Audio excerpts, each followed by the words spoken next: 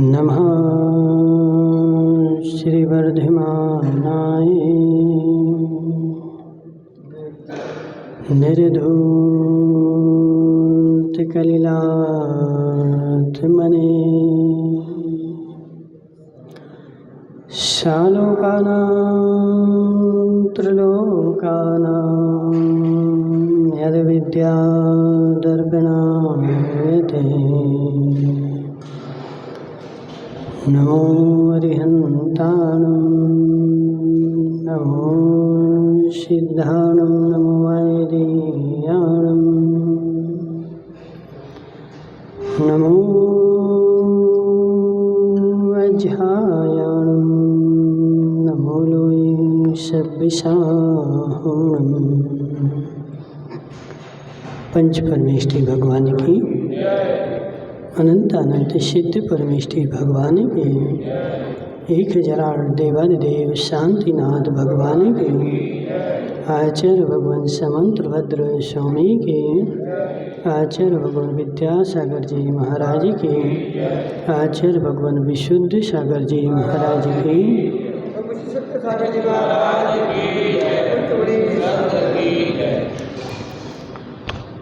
मनीषियों, आचार्य भगवान समंतभद्र स्वामी रत्नकर्ण शापकाचार में 4 अनुयोगों का वर्णन कर रहे हैं, जिसमें आज चरणानुयोग का वर्णन चल रहा है कि चरणानुयोग क्या करता है। तो आचरण को बताता है। किसके आचरण को? गृह मेंध नगारणा, गृहस्थ के आचरण को और साधु के आचरण को, जिसमें हमारे आचरण की चर्चा की जाती है उसका नाम चरणानुयोग होता है। हमारा आचरण कैसा होना चाहिए, हमारे 24 घंटे के प्रकरण कैसे होने चाहिए। देखो, 1 घंटे के नहीं सुरेंद्र भाई, जब तुम मंदिर में आए तो उसी समय हमारा आचरण अच्छा हो। महाराज आचरण अच्छा है, देखो हम अभिषेक करने जाते हैं, बहुत सारे लोग बोले महाराज हम अभिषेक करने जाते हैं, शांति धारा करने जाते हैं, हम पूजा करते हैं। तो ये तो तुम घंटे भर 24 घंटे में 1 घंटे करते हैं, 23 घंटे क्या करते हैं। 1 घंटे का आचरण सुधारा तो वो तो 1 घंटे का ही सुधराना। अपना चरणानुयोग अच्छा करना है तो चरणानुयोग अच्छा करने के लिए कितने घंटे का आचरण सुधारना है? 1 घंटे का, और बहुत से बहुत 15 मिनट का। बहुत सारे लोग तो दिखवाते हैं ना, आए सीधे कलश ढाला और कलश ढाल करके चलते बने, महाराज आचरण हमारा अच्छा हो गया है। जीव, यह तुम्हारा 10 मिनट का आचरण हुआ है, 15 मिनट का हुआ है, घंटा भर का हुआ है, तो इस 1 घंटे 15 मिनट के आचरण सुधरने से मेरा जीवन नहीं सुधरेगा। 24 घंटे का आचरण सुधरना चाहिए, और 24 घंटे का आचरण जब तुम्हारा सुधरेगा तब जानना कि मैं श्रावक बन गया हूँ। और 24 घंटे का और 12 महीने का,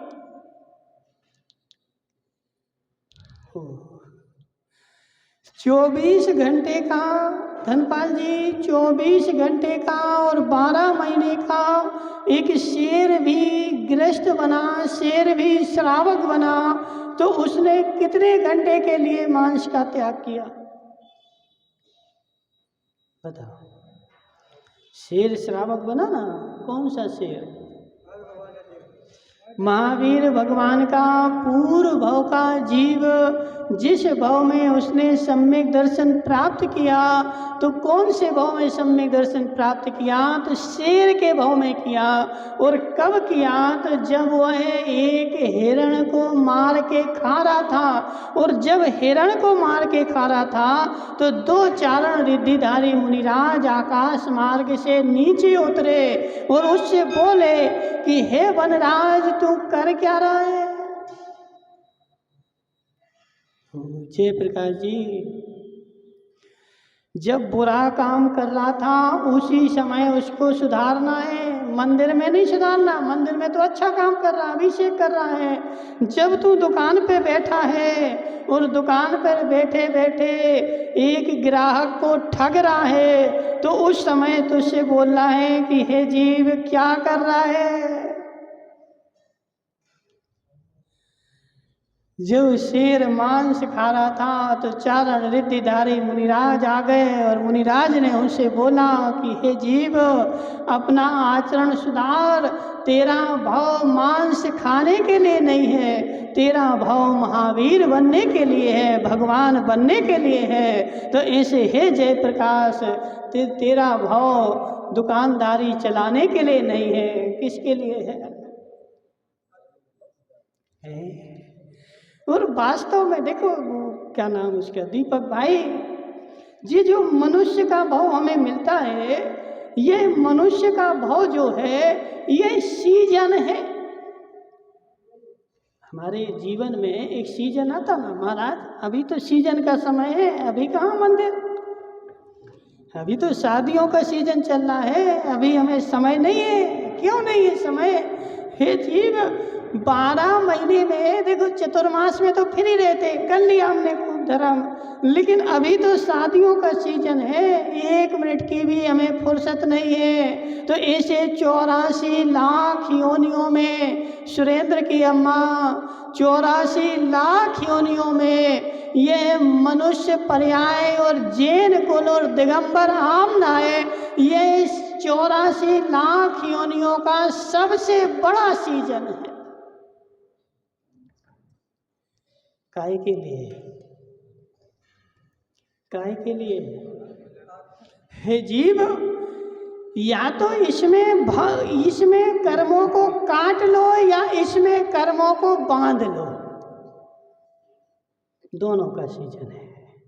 इसमें बंधते भी हैं और कटते भी हैं, भर भर के बंधते भी अभी हैं और भर भर के कटते भी अभी हैं। मनुष्य पर्याय में यदि तू काटना चाहे, यही पर्याय एक ऐसी है, देखो इस पर्याय से 7वें नरक भी जाता है और सर्वाण सिद्धि भी जाता है। शेर सारे जीवन भर लोगों को मार मार करके खाए और मांस खाए, तो वही नरक में भी जाए तो कहाँ तक जा सकता, बताओ सुरेंद्र भाई? शेर नरक में जाएगा तो कहाँ तक जाएगा? है?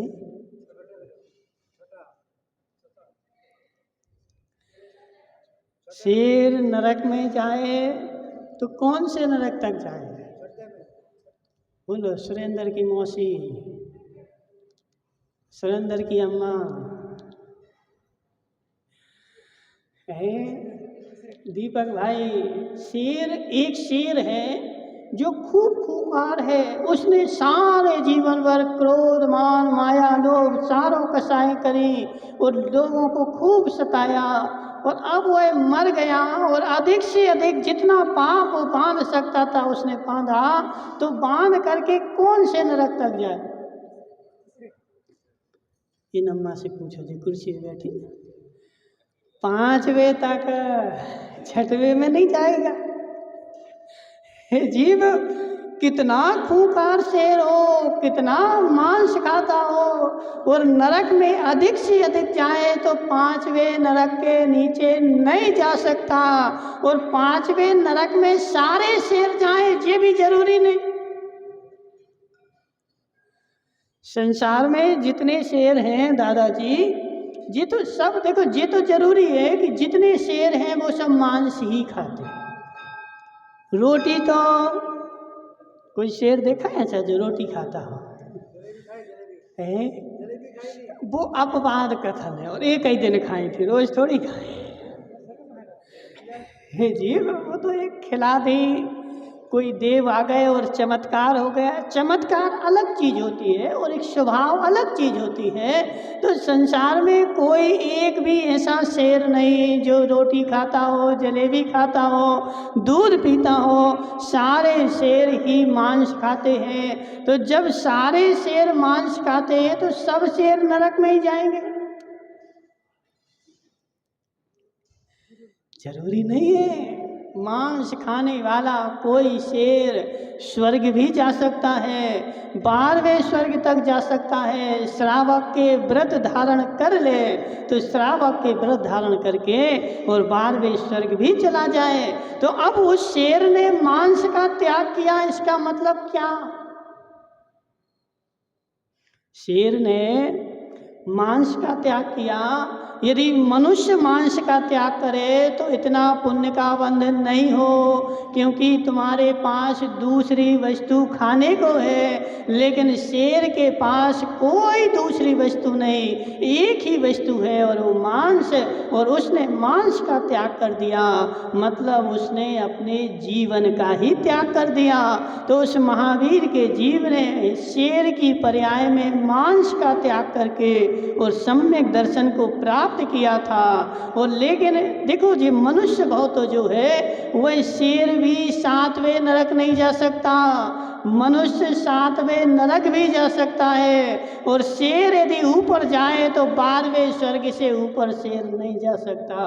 तो जो नीचे जा सकता है वही ऊपर जा सकता है।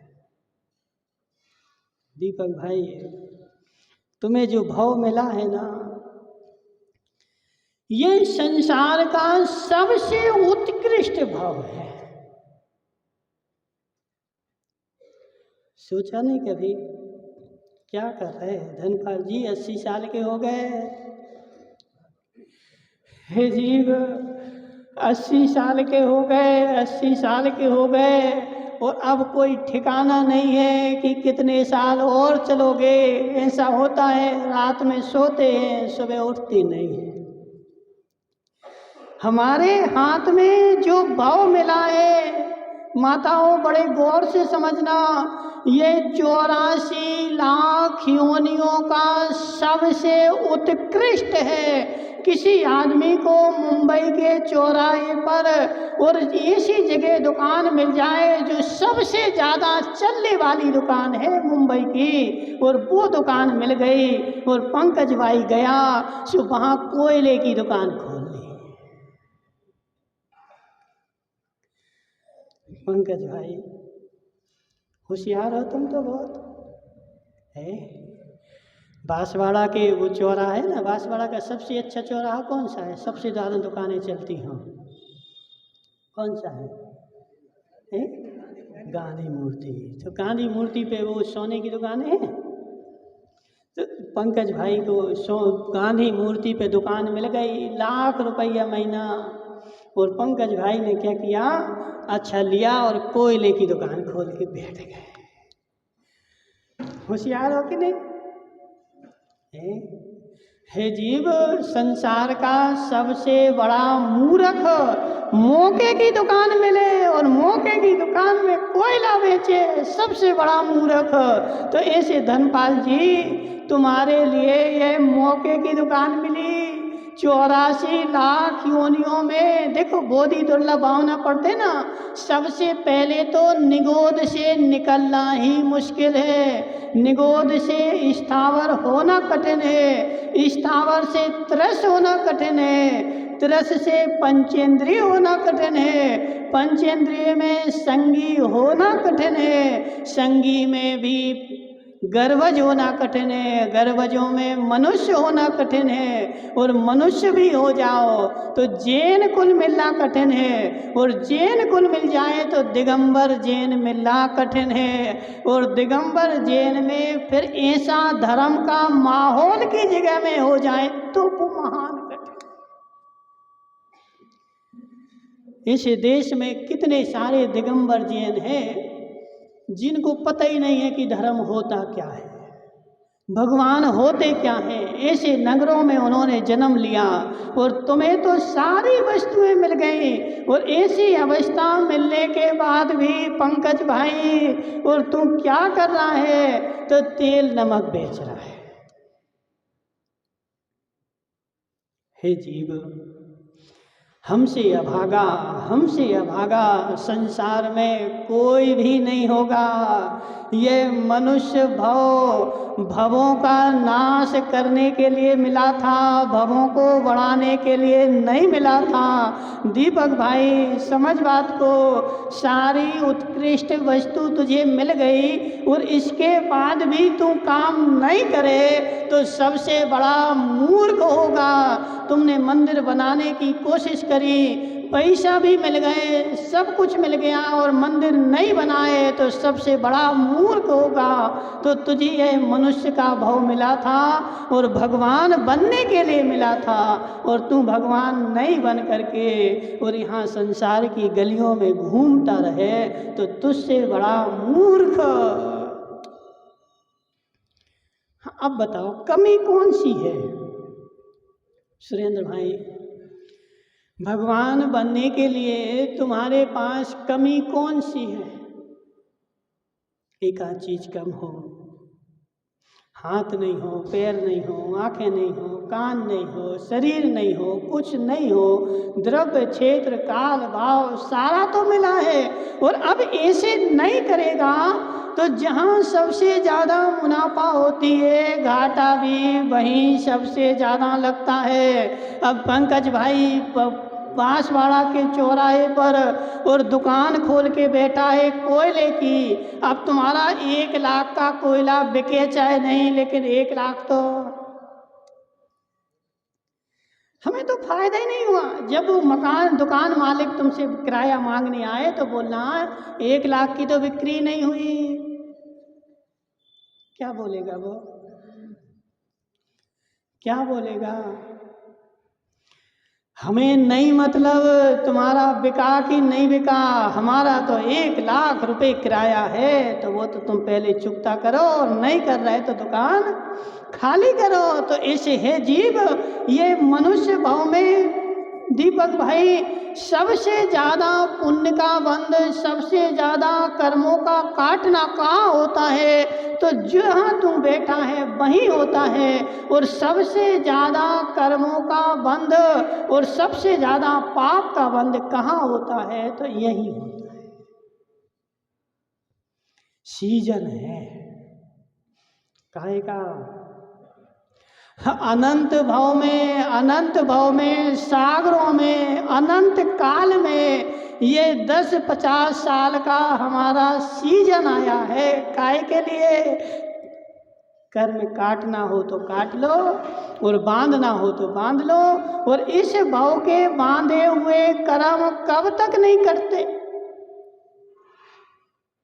एक जीव, बड़ी गहरी बात है समझना, मनुष्य था कोई और मनुष्य से मरण करके देव हो गया। और देव भी कितने? तो 33 सागर का देव हो गया।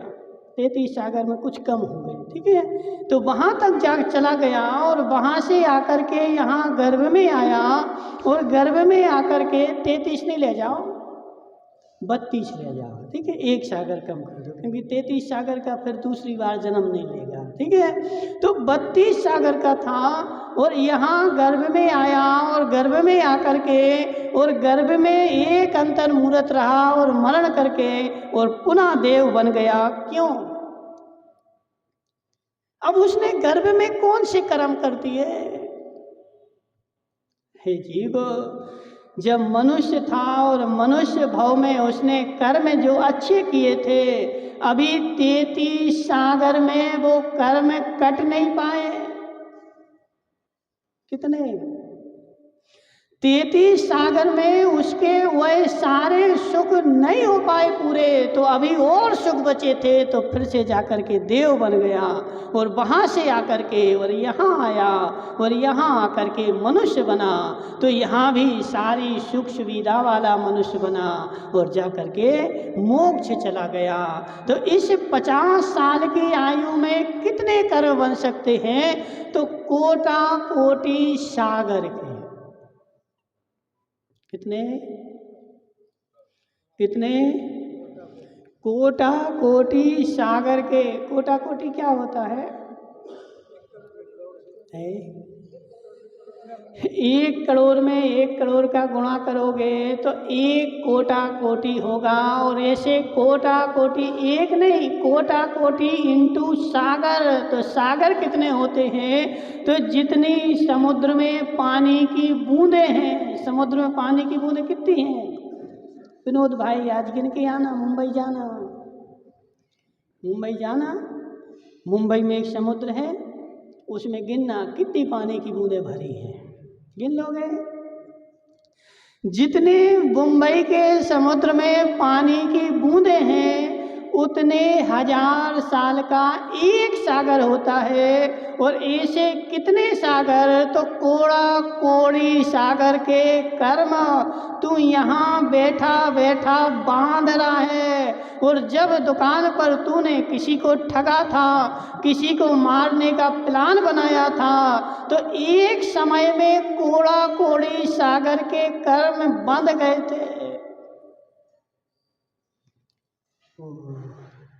हे जीव, एक समय कितना बड़ा होता है पता है?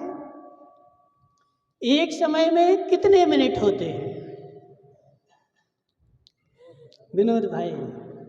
एक समय में कितने सेकंड होते जी बता दो? एक सेकंड में असंख्यात समय हो गए।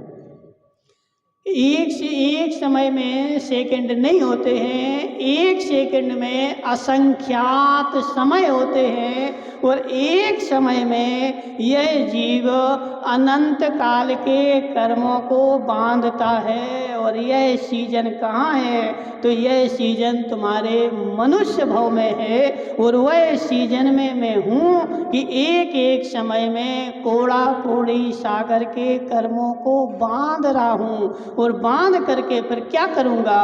तो चारों गति में जा कर के भ्रमण करूँगा। और भ्रमण करके वहाँ उन सबको काटूंगा।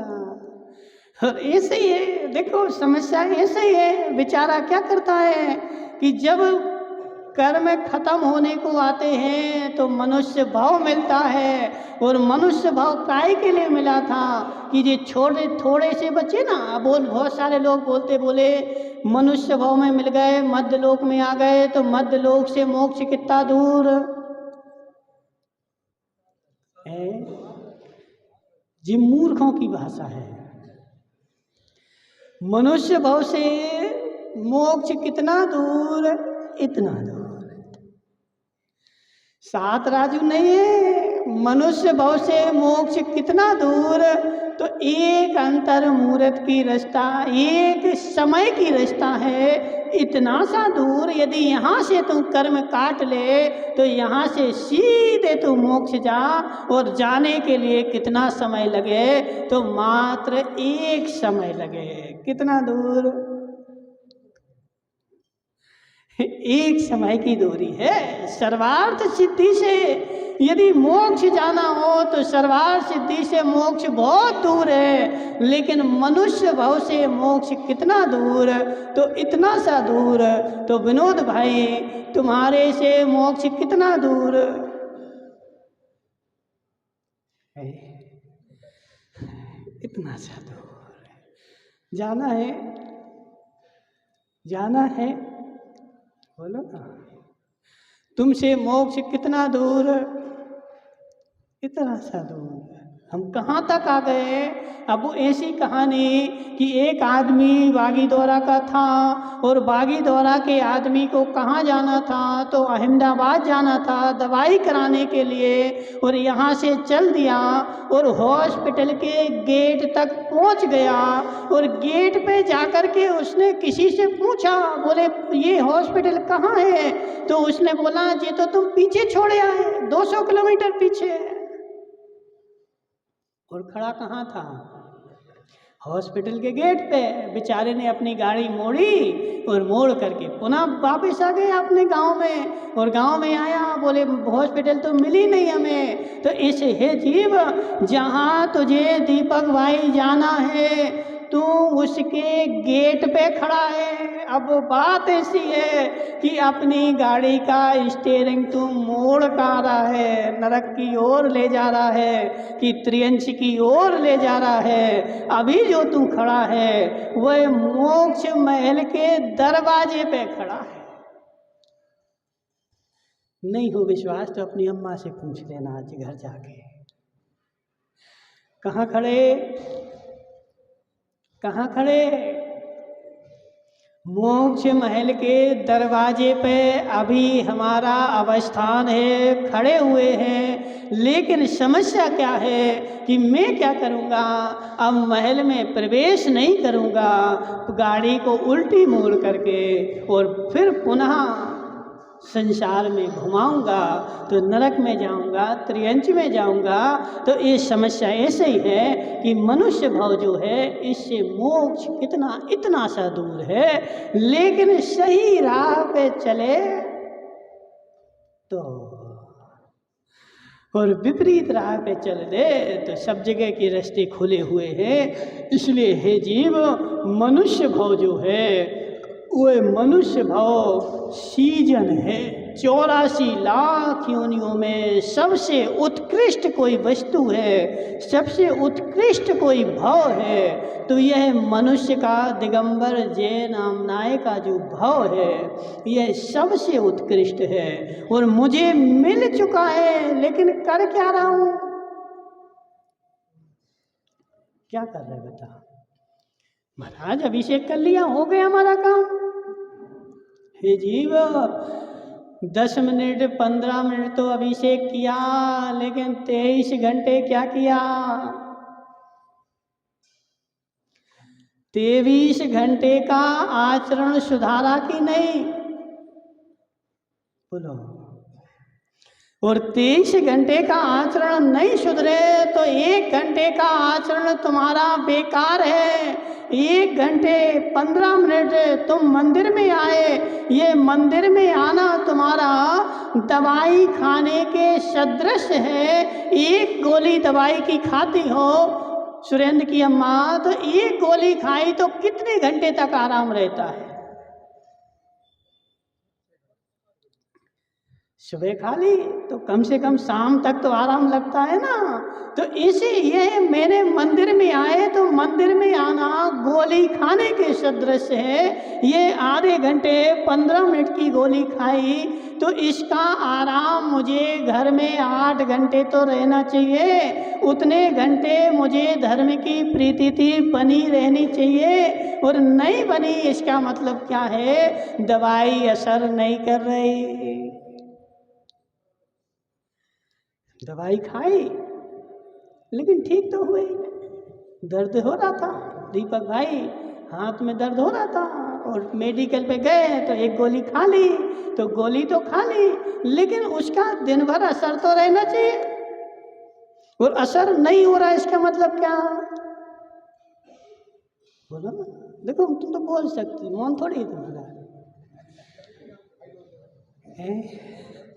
डोज बढ़ाना पड़ेगा, दवाई असर नहीं कर रही। तो ऐसे है जीव, 1 घंटे मैंने धर्म किया तो 1 घंटे के धर्म का असर मेरे जीवन में 24 घंटे रहना चाहिए।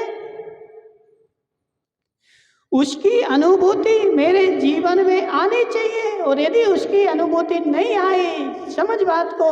अभी हमसे किसी ने प्रश्न किया था, बोले महाराज आज संसार में धर्म तो बढ़ रहा है, धर्मात्मा भी बढ़ रहे हैं, लेकिन अत्याचार कम नहीं हो रहे, लड़ाई झगड़ा कम नहीं हो रहे, क्यों? दवाई काम नहीं कर रही। जीव 20 साल हो गए दवाई खाते खाते और 20 साल से दवाई तू खा रहा है लेकिन आज तक ठीक नहीं हुआ, इसका मतलब क्या है? दवाई काम नहीं कर रही। तो ऐसे धर्मात्मा तो बढ़ रहे लेकिन धर्मात्मा बढ़ने के बाद अत्याचार नहीं रुक रहे, इसका मतलब है कि दवाई काम नहीं कर रही।